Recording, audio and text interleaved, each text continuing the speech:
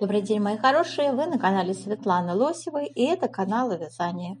И сегодня я хочу вам предложить связать вот такой симпатичный джемпер интересным узором, который будет прекрасно смотреться для любого случая. Его можно носить как в будние дни, повседневности, да, то есть и для нарядиться куда-то. Видите, вот представлен вариант, нарядный вариант в сочетании с бусами, да, с бижутерией какой-то. То есть очень гармоничный, несложный узор. Я считаю, что он подойдет для любого возраста, этот джемперочек, и на любой размер его можно связать. Несложным, таким интересным узором, как я уже сказала. Ну, давайте, всем, кому приглянулась моделечка, давайте с вами сейчас внимательно рассмотрим пряжу, которую я предлагаю связать. Пряжа будет хорошего качества. Затем я вам предлагаю схему, выкройку. И мы с вами делаем нехитрые расчеты, определяем конкретно к данной пряже плотность. Можете рассматривать это как для примера. Можете рассматривать, если такую же пряжу берете спицы, то прям как по готовому идти, воспользовавшись моими расчетами, которые я сегодня буду делать. После того, как мы свяжем образец, я показываю вам, сколько петель набрать. Рассматриваем размеры со 42 по 54, и я показываю вам, сколько петелечек мы набираем и как располагаем узор. Итак, смотрим выбор пряжи. Для вязания этого красивого джемпера предлагаю пряжу Bambino Luxe Wool. Люксовая пряжа в 50 грамм 160 метров.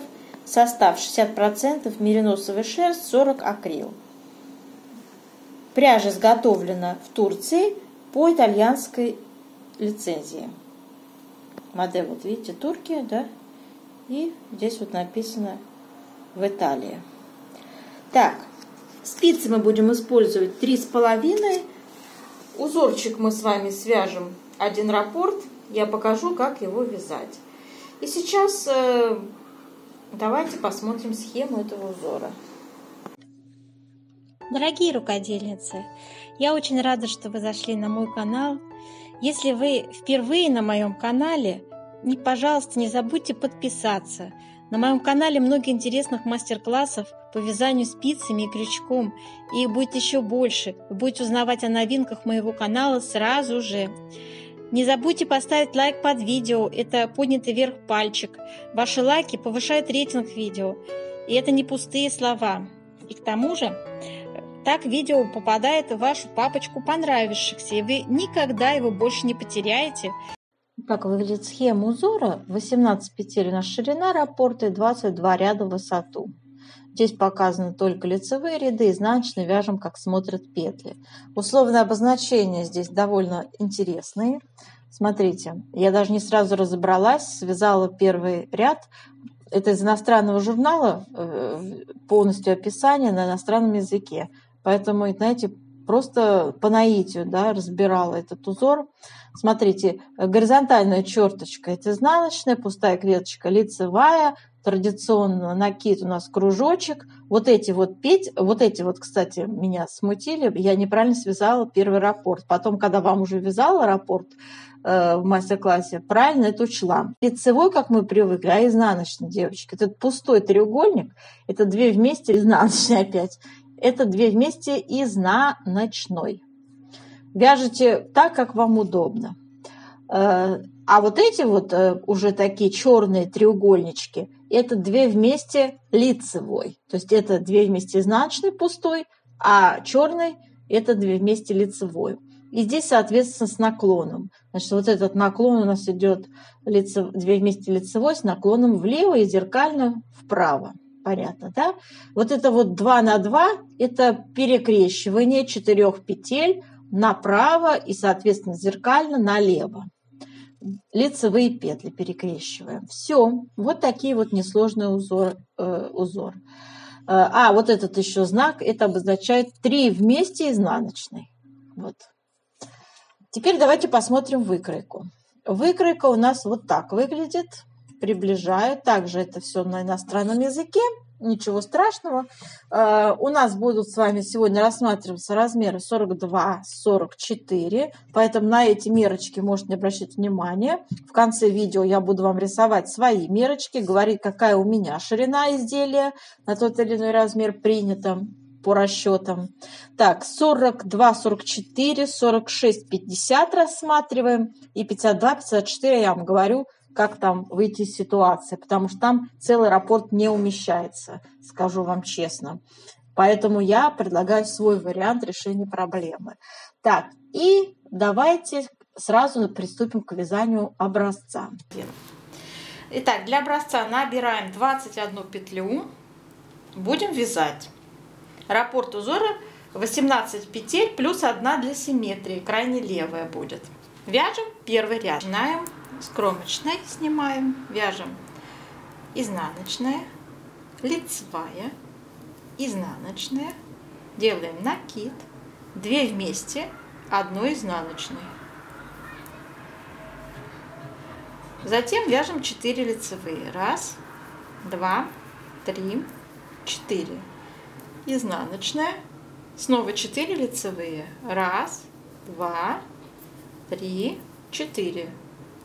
2 изнаночные вместе,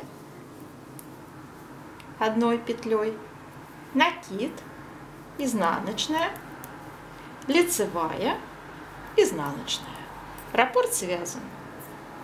Вяжем кромочную. Вот это вот последняя, смотрите, изнаночная у нас идет не к раппорту привязанная, а она идет как петля для симметрии, уравновешивает вот эту первую изнаночную в раппорте и просто здесь для симметрии. Часто спрашивают женщины, а что эту для симметрии добавлять к каждому раппорту? Нет, конечно. Раппорт — это то, что повторяется, мои хорошие. То есть это вы добавляете только в конце ряда. Обратите внимание на это.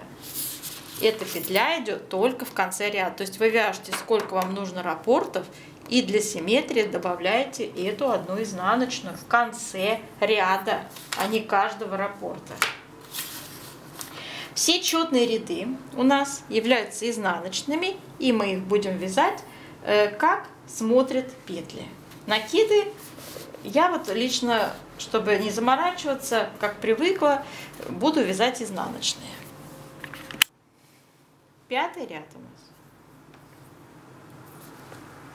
Изнаночная, 3 лицевые, 1, 2, 3. Изнаночная, накид, 2 вместе, 1 изнаночной. Дальше идут 2 лицевые, изнаночная, снова 2 лицевые, 2 вместе изнаночной, накид, изнаночная и 3 лицевые. 1, 2, 3. Раппорт связан, для симметрии изнаночная у нас 1 и кромочная. Связали. 6-й ряд вяжем, как смотрят петли. У нас с вами 3-й ряд. Вяжем раппорт. 1 изнаночная, 2 лицевые, изнаночная, накид, 2 вместе изнаночные. И далее вяжем 3 лицевые. 1, 2, 3, изнаночная, снова 3 лицевые. 1, 2, 3, 2 вместе изнаночной, накид, изнаночная, затем идут 2 лицевые, раппорт связан, для симметрии 1 изнаночная в конце, кромочная тоже изнаночная. 4-й ряд вяжем, как смотрят петли. 7-й ряд. Изнаночная, 4 лицевые, 1, 2, 3, 4. Изнаночная, накид, 2 вместе, изнаночной. Лицевая, изнаночная, лицевая, 2 вместе изнаночной, накид, изнаночная. И идут 4 лицевые. 1, 2, 3, 4. Связали раппорт. За раппортом вяжем. Одна у нас изнаночная для симметрии, кромочная. Значит, дальше у нас идет 8 ряд, как смотрят петли. 9 ряд. Изнаночная. Перекрещиваем 4 петли направо. Снимаем их на правую спицу, 4 лицевые. Смотрите, сейчас первые 2 у нас за работой остаются. Высвобождаю я вот эти 2, которые следующие идут, 3, 4. С помощью правой спицы аккуратно их на левую возвращаю. И вяжу 4 лицевые. 1, 2, 3, 4. Все. 2 изнаночные вяжем. Накид. 2 вместе, 1 изнаночная, изнаночная. Снова 2 вместе, 1 изнаночной. Накид. 2 изнаночные. И 4 петли перекрещиваем налево, теперь налево. Для этого 4 петли снимаем на правую спицу. Первые 2 петли у нас перед работой, следующие 2 я аккуратно высвобождаю. Вот они у меня, видите, придерживаю пальчиком, чтобы не спустились. С помощью правой спицы возвращаю их на левую. Перекрестили и связали как 4 лицевые. 1, 2, 3, 4. Дальше у нас осталось за раппортом 1 изнаночная и кромочная. 10 ряд вяжем, как смотрят петли. 11 ряд. Первая идет изнаночная, накид, 2 лицевые. Затем мы вяжем 2 вместе 1 лицевой с наклоном вправо. Дальше вяжем 3 изнаночные. 1, 2, 3. Накид и 3 вместе 1 изнаночной. 3 вместе 1 изнаночной петлей связали. И снова накид и 3 изнаночные. 1, 2, 3. Связали. Дальше мы вяжем 2 вместе 1 лицевой, 2 лицевые, на этом и накид. И накид. На этом раппорт заканчивается. За раппортом у нас идет 1 изнаночная и кромочная. Связали. 12 ряд будет вязаться, как смотрят петли. 13 у нас с вами ряд. 2 изнаночные, накид, 2 лицевые, 2 вместе 1 лицевой с наклоном влево, 2 изнаночные, 2 вместе 1 изнаночной, накид, 3 изнаночные. 1, 2, 3. Дальше вяжем 2 вместе 1 лицевой с наклоном вправо.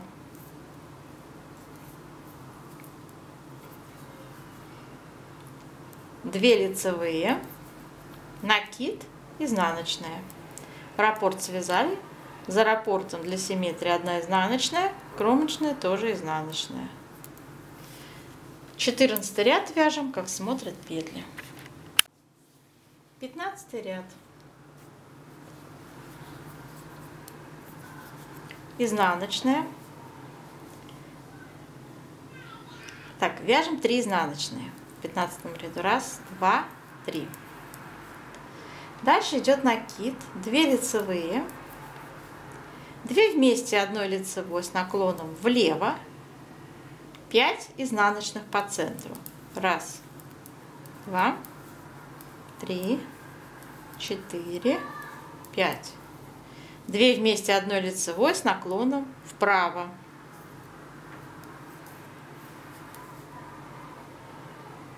2 лицевые, накид, 2 изнаночные, связали раппорт узора, за раппортом у нас идет изнаночная и кромочная, тоже изнаночная, связали. 16 ряд у нас, как смотрят петли. 17 ряд у нас с вами следующий. Накид, 2 вместе, 1 изнаночная, 2 изнаночные, накид, 2 лицевые, 2 вместе, 1 лицевой с наклоном влево, 3 изнаночные по центру идут, 2 вместе, 1 лицевой с наклоном вправо, 2 лицевые, накид, 3 изнаночные, 1, 2, 3. Раппорт связали, за раппортом 1 изнаночная, кромочная тоже изнаночная. Связали. 18 ряд вяжем, как смотрят петли. 19 ряд.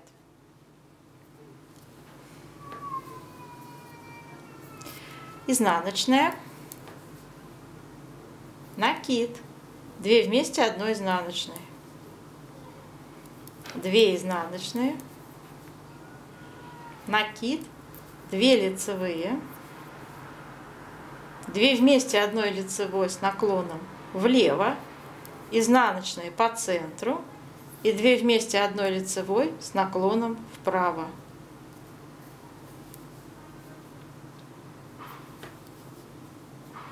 Две лицевые, 1, 2, накид, затем идут 2 изнаночные, 2 вместе, 1 изнаночной, накид, раппорт связан. За раппортом идет 1 изнаночная у нас и кромочная. 20 ряд вяжем, как смотрят петли. 21 ряд. 2 изнаночные, накид, 2 вместе, 1 изнаночная. Затем идет опять изнаночная, перекрещиваем 4 петли налево. Снимаем 4 петли, первые 2 перед работой, следующие 2 за работой. Перекрещиваем их вот таким образом и провязываем как 4 лицевые. 1, 2, 3, 4. Дальше идет по центру изнаночная. Следующие 4 петли перекрещиваем направо. Снимаем 4 петли. Первые 2 за работой. Следующие 2 перед работой. Все вот так вот перекрещиваем. Вяжем как 4 лицевые. 1, 2, 3, 4. Следующая петля идет изнаночная, 2 вместе, 1 изнаночной, накид, изнаночная, связали раппорт узора и 1 изнаночная за раппортом, кромочная тоже изнаночная. Все. 22 ряд у нас вяжется, как смотрят петли. Следующий раппорт у нас повтор идет с 1 ряда. Вот так у нас получился.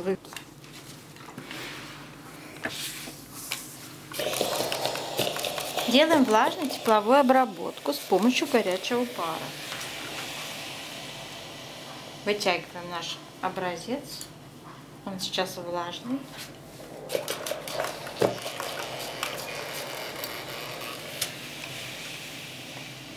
Тянем его очень энергично, очень влажный, податливый. Вытянули его. Все. Теперь он должен высохнуть в таком расправленном виде. Прикладываем линеечку и измеряем ширину. Образца у нас получается 10,5 сантиметров. Мы набирали 21 петлю. 21 поделим на 10,5. Получаем ровно 2. То есть у нас с вами в 1 сантиметре умещается 2 петли. Запишем это отдельно, чтобы не забыть. Теперь померяем вертикальную плоскость. Для этого мы также измеряем высоту образца. Так ровненько его положили, да? Измеряем. У меня 18,5. Здесь связано 2 раппорта по 22 ряда. 22 делим на 18,5. Ой, не 22, 44. 44 делим на 18,5. Получается 2 целых, ну, можно сказать, 35 соток. Давайте запишем, чтобы было более точно. В 1 сантиметре 2,35 ряда умещается. И сейчас с этими данными приступим к расчету. Смотрим выкройку. Выкройка у нас вот такая родная, девочки. Смотрим, да? У нас здесь получается следующий расклад по размерам. Для 42-44 ширина спинки и переда будет 46,5 сантиметров. Это в петельном эквиваленте 93 петли. Как считала, это число умножила на 2.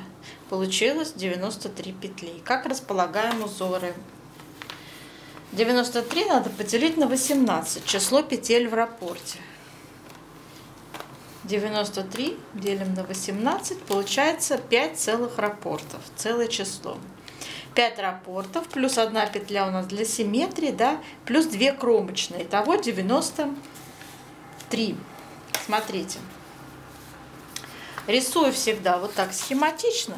5 раппортов по 18 петель. 1, 2, 3, 4, 5. 18, 18, 18, 18, 18. Представьте, что это ваш наборный ряд, да? 1 кромочная справа, 1 кромочная слева. И здесь у нас еще добавляется 1 изнаночная по схеме. Вы поняли? В конце. Вот. А тут все подряд, да? Отлично. Далее.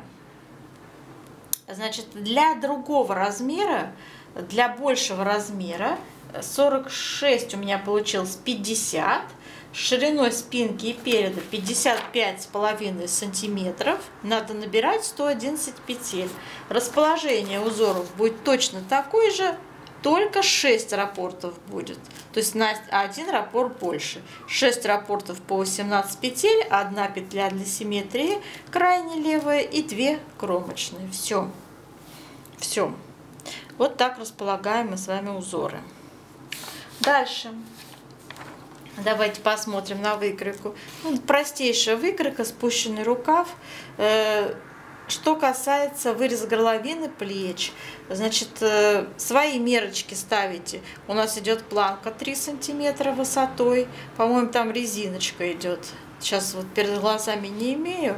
Посмотрите на моделечке, какая резиночка. И далее идет узор. Распределяем, как я только что выше озвучила. Да? Вяжем, вяжем, вяжем. Здесь у нас надо предусмотреть вырез горловины. Обычно глубина его бывает 2 сантиметра по спинке. И 5 сантиметров здесь вот обозначена глубина по выкройке, по переду. Вот. То есть все это у вас должно высчитываться с вашими индивидуальными мерочками. То есть у вас должна быть ваша длина. Сейчас я вам скажу, здесь 28, и в зависимости от размера высоту проймы берут 19-22 сантиметра. Да?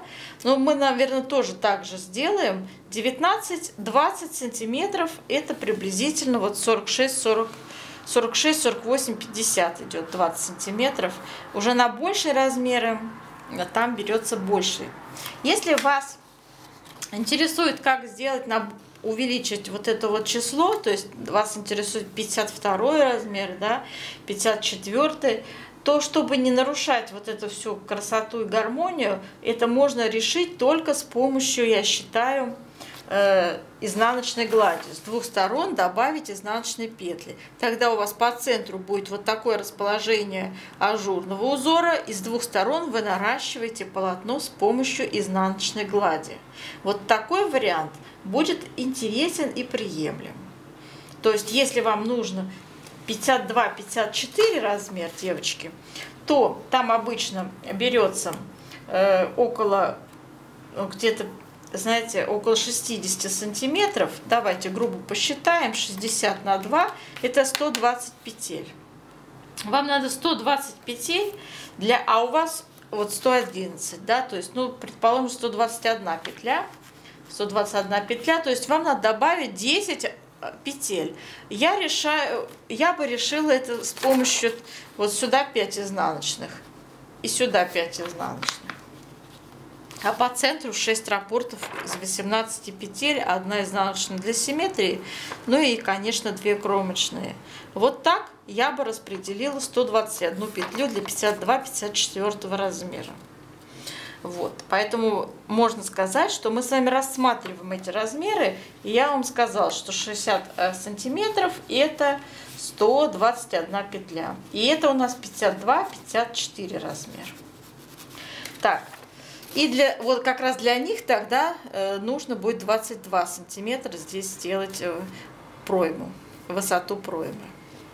Так, теперь что касается вертикальной плотности. Я всегда этот вопрос поднимаю в каждом видео. Дело в том, что многие игнорируют. Продолжают все равно игнорировать, пишут какую-то глупость про то, что ниточки там какие-то, пряжа тянется, все так. Пряжа любая тянется. Любой трикотаж после стирки вытягивается. И вот этот вот коэффициент, который вас предохранит от этого непредвиденного вытягивания, да, он как раз закладывается с помощью вертикальной плотности. То есть, если вот у нас стоит мерочка 26 сантиметров, 3, 26, и здесь вот 19, 22 идет размеры. 26 сантиметров надо умножить нам с вами на плотность по вертикали 2,35. Мы получим 62 ряда. Всегда берется четное число. То есть я пишу, что 26 сантиметров это 62 ряда до вот этой отметки, где у нас начинается с вами пройма. Вот таким образом. Общую высоту также можете измерить. Предположим, средняя высота изделия 58 сантиметров. Это от самого начала вязания до плеча, да? То есть до закрытия петель плеча.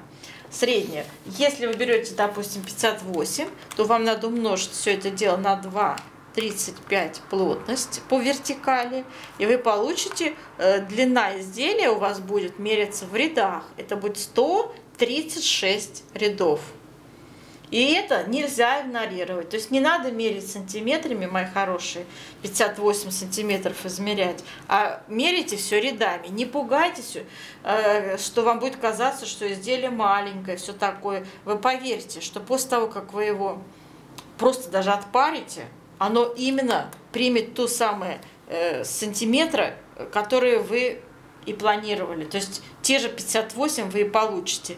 То есть всегда вязаное полотно, оно вот такое сжатое, да, со всех сторон. После того, как вы его отпариваете, стираете, распрямляете, оно расправляется, оно становится шире и длиннее. И этого никак избежать нельзя, только применяя правильную технологию вязания, используя вертикальную и горизонтальную плотности. Вот и все. Теперь, что касается рукавчика. У рукавчика у нас с вами по низу здесь вот 26 написано мерочка. Также вяжется планочка резиночкой, затем начинается распределение узоров. Ну, тут также 26 умножаем на 2, 52 петли получается, и распределяем узор. 52 делим на 18, целых раппортов у нас вот надо 3, чтобы было. Я считаю, надо 3.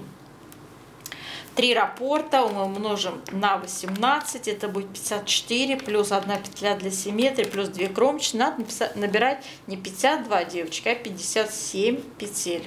На все размеры можете так набрать, а далее у вас идет прибавки, скоса увеличивается. И уже вот здесь, на выходе, где вы будете закрывать петли, рукава, здесь у вас будет уже ваша окончательная длина. То есть, смотрите, у нас тут стоит 38 сантиметров, потом, я так понимаю, будет стоять 40 и 44 на третий размер большой, который у нас с вами идет 52-54. 40 это на 46-50 будет идти. Ну а 38 на 42-44. Понятно, да? И вот смотрите, предположим, берем те же 40 сантиметров. 40 считаем, 40 умножаем на 2. Да? Получается 80 петель должно здесь быть. 2 это плотность, кто не понял, по горизонтали. 80 петель. Но надо, чтобы было нечетное число, потому что у нас внизу 57 нечетное. Берем 81 петлю, считаем скос. 81 петля по верху и 57 по низу. Вычитаем. Получаем разницу 24 петли. Делим на 2. У нас их 2 скоса. На каждый скос надо прибавить плюс 12 петель. То есть прибавлять надо равномерно и одновременно с двух сторон. Как добиться этой равномерности, мои хорошие? Я предлагаю следующее. Берем высоту рукава. Смотрите, вот у нас идет планка. Все делаем по этой выкройке. У вас будут свои размеры. Вот, я не уверена в том, что у вас не обязательно все совпадет, как здесь. Поэтому я сейчас показываю для примера. Значит, 47 сантиметров у вас стоит от планки до конца рукава. 47 надо умножить на вертикальную плотность. Мы получим ряды. 47 на 2, 35. Получим 110 рядов. 110 рядов. То есть 47 сантиметров равно 110 рядов. Теперь мы эти 110 рядов делим на 12 петель, которые надо прибавить. 110 делим на 12. Получаем, девочки, 9. Число 9. То есть мы будем делать прибавки в каждом 9 ряду. Вот и все. Очень легко здесь посчитать. И так у вас будет 12 прибавок. И здесь на выходе у вас должно получиться 81 петля. Понятно, да? Вот. Также вы для других размеров посчитаете. Что еще я хотела сказать? Вырез горловины считать легко. Берем средние петли, закрываем. И здесь затем еще для скругления в каждом втором ряду делаем небольшие убавки. Там по 2, по 3 петли. Вот. И так закругление делаем. Ничего сложного нет. У меня есть специальный видео мастер-класс я снимала по расчету индивидуального изделия. И, в общем-то, там все эти формулы я рассказываю очень подробно, очень, так сказать, доходчиво. Обязательно посмотрите, ссылка будет под видео, девочки, на этот мастер-класс. Как самостоятельно рассчитать индивидуально по своим меркам, сделать расчет вязаного изделия. Но это там все на основе моего личного опыта. Возможно, у вас будет какой-то свой опыт, вам этот расчет не понадобится. Но просто мои рекомендации касаются тех, кому они нужны, да, кому они будут полезны. Ну, на этом я, девочки, вам заканчиваю свой мастер-класс. Надеюсь, все было доступно и понятно. Что непонятно, посмотрите эту ссылочку под видео на мастер-класс дополнительно. Ну, и я желаю вам удачи и до новых встреч.